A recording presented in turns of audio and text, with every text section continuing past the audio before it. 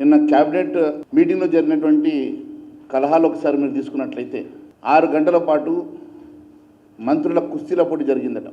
6 గంటల పాటు మంత్రులు ఒకరినొకరు నిందించుకోవడానికి, ఒకరి మీద ఒకరు మల్లగుల్లాలు పడి ఒకరినొకరు తిట్ల పురాణంతో మొదలైనటువంటి కలహాల క్యాబినెట్ కళ్ళారా చూసినాం.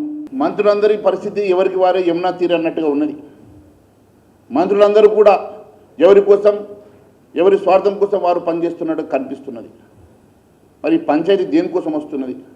క్యాబినెట్ కలహాల మీటింగ్ లోపల ఒక పెద్ద మంత్రికి ముఖ్యమంత్రికి మధ్యలో వాగ్వాదం జరిగినట్లు, ఇంకొక మంత్రికి ఇంకొక సీనియర్ మంత్రికి మధ్యలో వాగ్వాదం జరిగినట్టుగా మరి కథనాలు చూస్తున్నాం. ఇదంతా దేనికోసం వచ్చింది అంటే ఇరిగేషన్ ప్రాజెక్టులో రివైజ్ ఎస్టిమేషన్ అంశంలో కానివ్వండి, ఫండ్స్ అలొకేషన్ విషయంలో కానివ్వండి, చాలా అంశాల విషయం లోపల వారి మధ్యలో మరి కలహాలు వచ్చినట్టుగా చాలా స్పష్టమవుతున్నది.